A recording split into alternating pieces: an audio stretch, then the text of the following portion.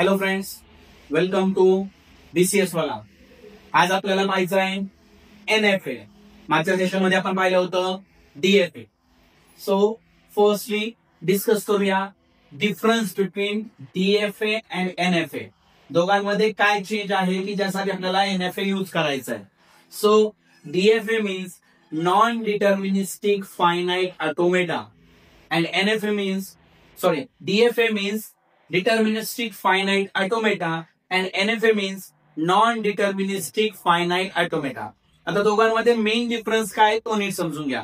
जेव्हा आपण DFA draw करत होतो तेव्हा डीएफए चा रूल काय का नंबर ऑफ स्टेट आणि नंबर ऑफ अल्फाबेट जे तुम्हाला दिलं होतं ह्या दोघांचा कार्टेशियन प्रोडक्ट होऊन दोघांचा काय होता कार्टेशियन प्रोडक्ट. कार्टेशियन प्रोडक्ट मुळे काय होतं तुमचं कार्टेशियन प्रोडक्ट मध्ये तुमचं काय होतं का जर तुमच्या Q0 स्टेटला तुमच्याकडे 2 अल्फाबेट आहे तर Q0 चा 0 तुम्ही एका स्टेटला देणार, Q0 चा 1 हा दुसऱ्या स्टेटला देणार. दॅट मीन्स 0 ला ट्रान्झिशन तुम्हाला मल्टिपल करता येणार नाही आणि 1 ला ट्रान्झिशन तुम्हाला मल्टिपल करता येत नव्हते, म्हणजे रिपीट चालणार नव्हतं. दुसरा केस डीएफए ला तुम्हाला जेव्हा ट्रान्झिशन द्यायचं असेल तर कंपल्सरी तुम्हाला दोन्ही अल्फाबेट 3 अल्फाबेट जेवढे काही अल्फाबेट असेल ते सर्व अल्फाबेट कुठे ना कुठे तुम्हाला दुसऱ्या स्टेटला किंवा सेल्फ स्टेटला देणं मस्ट होतं. तसं एनएफए ला नाही. एनएफए मध्ये तुमचे जे नंबर ऑफ अल्फाबेट आहे नंबर ऑफ स्टेटला तुम्ही रिपीट करू शकता, म्हणजे मल्टिपल टाइम्स तुम्ही देऊ शकता. सेकंड, तुम्हाला असं वाटलं की तो द्यायचाही नाही तर तुम्ही दिला नाही तरी पण चालतो. म्हणजे वर्कआउट कसं होतं तर याच्यामध्ये 5 अल्फाबेट आहे. कोणते? Q, sigma, delta, Q0, F.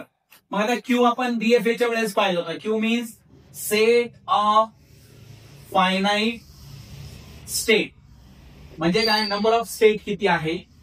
Sigma म्हणजे काय सेट ऑफ अल्फाबेट, तुमचे इनपुट अल्फाबेट कोणते आहे 0, 1, 2, 3 ते इनपुट अल्फाबेट.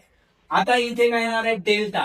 डेल्टा म्हणजे काय असतो ट्रान्झिशन फंक्शन किंवा ट्रान्झिशन मॅपिंग.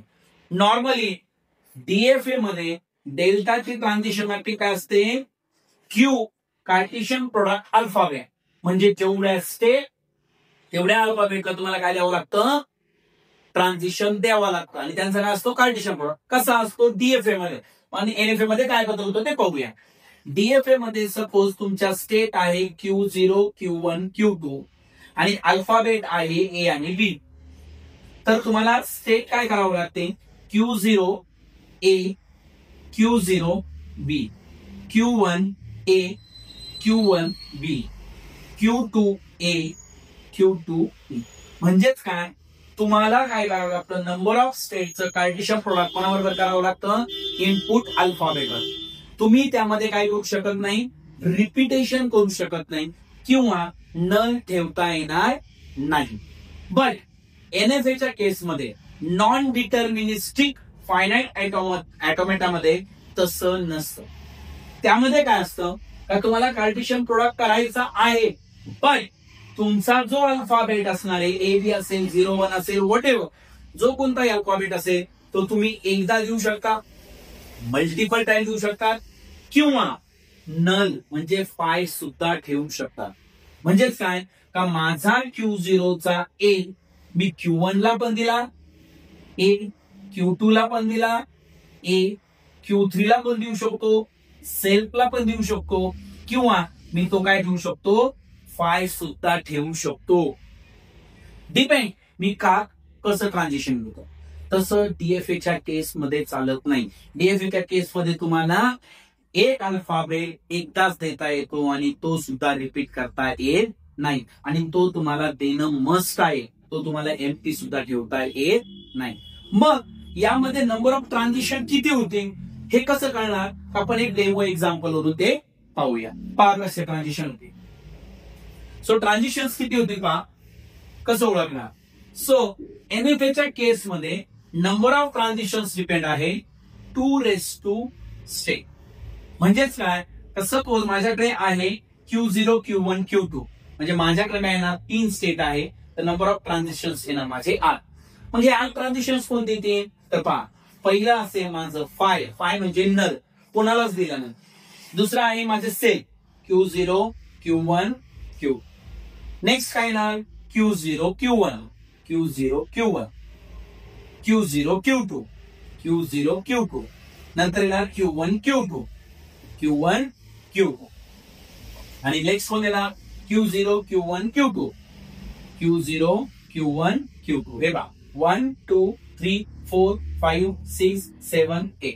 म्हणजेच काय का मी ट्रान्झिशन्स किती दिला, मी ए हा सेल्फला ठेवू शकतो, ए मी दिलाच नाही बरोबर, ए मी Q0 ला ठेवला, ए मी Q1 ला दिला, ए मी Q2 ला दिला, ए मी Q0 Q1 ला दिला, ए मी Q0 Q2 ला दिला, ए मी Q1 Q2 ला दिला, किंवा मी ए हा ठिकाणा दिला. म्हणजेच काय का ह्या डीएफए नुसार आपण असं करू शकतो, ए हा मी Q1 ला पण देऊ शकतो, ए हा मी Q0 ला पण ठेवू शकतो, ए हा मी इकडे जरी काही नसेल ए हा मी Q2 ला पण देऊ शकतो. म्हणजेच काय झालं Q0 ला पण गेला, Q2 ला पण गेला, Q1 ला पण गेला, आणि इथं बी मी काय ठेवला फाय ठेवला. म्हणजेच काय नॉन डिटर्मिनिस्टिक फायनाइट ऑटोमेटा आणि डिटर्मिनिस्टिक फायनाइट ऑटोमेटा मधल्या मेन डिफरन्स नीट समजून घ्या. दोघांमध्ये मेन डिफरन्स आहे की डिटर्मिनिस्टिक फायनाइट ऑटोमेटा मध्ये नंबर ऑफ स्टेट आणि इनपुट अल्फाबेट ह्या दोघांचं पार्टिशन प्रोडक्ट होणार.